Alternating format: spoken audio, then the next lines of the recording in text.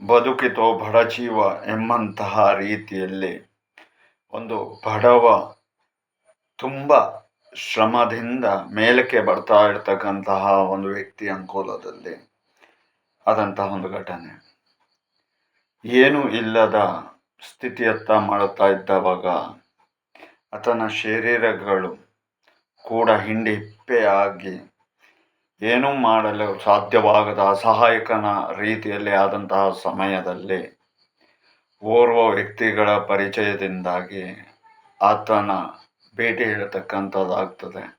ಆತನಿಗೆ kidney fail ಹೇಳ್ತಕ್ಕಂತಹ ಸಮಸ್ಯೆಯಿಂದಾಗಿ ಆತ ಬಳಲ್ತಾ ಇರ್ತಾನೆ.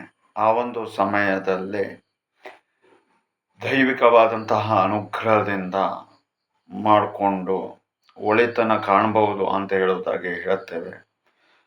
ಆದರೆ ಆ ವ್ಯಕ್ತಿ ಹೇಳ್ತಾನೆ, ತಮಗೆ ಅದೆಲ್ಲ ಗೊತ್ತಿಲ್ಲ, ಆದರೆ ಒಟ್ಟಿನಲ್ಲಿ ಚೆನ್ನಾಗಿ ಆದರೆ ಸಾಕು ಅಂತ ಹೇಳುವುದಾಗಿ ಕೇಳ್ಕೊಳ್ತಾನೆ. ನಾವು ಹೇಳಿದ ರೀತಿಯಲ್ಲಿ ಆತ ಮಾಡ್ಕೊಂಡು ಹೋಗ್ತಾನೆ.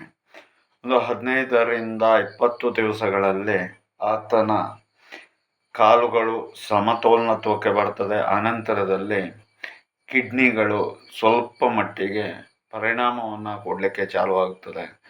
ಕ್ರಮೇಣವಾಗಿ ಆತ ಸುಧಾರಿಸ್ಕೊಳ್ತಾನೆ, ದೇಹದಲ್ಲೂ ಕೂಡ ಚೆನ್ನಾಗಿ ಆಗ್ತಾನೆ. ಆನಂತರದಲ್ಲಿ ಈಗ 1-1.5 ವರ್ಷಗಳು ಕಳೆದಿದೆ.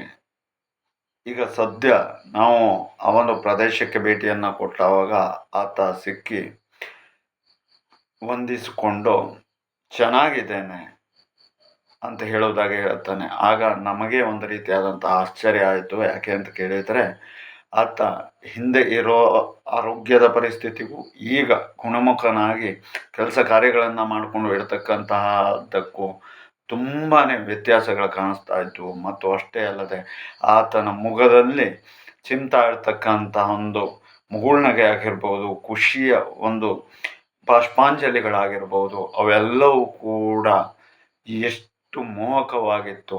ಹಾಗಾಗಿ ದೇವರು ಮನಸ್ಸನ್ನು ಮಾಡಿದರೆ ಎಂತಹ ಸಮಸ್ಯೆಯನ್ನು ಕೂಡ ನಿವಾರಣೆಯನ್ನು ಮಾಡಬಲ್ಲ. ಮತ್ತು ಅಷ್ಟೇ ಅಲ್ಲದೆ ಪರಮಾತ್ಮನ ಅನುಗ್ರಹದಿಂದಾಗಿ ಪ್ರತಿಯೊಂದು ಜೀವಿಗಳು ಕೂಡ ಬದುಕಿತೋ ಬಡ ಜೀವ ಎಂಬಂಥ ರೀತಿಯಲ್ಲಿ ಆಗತ್ತೆ.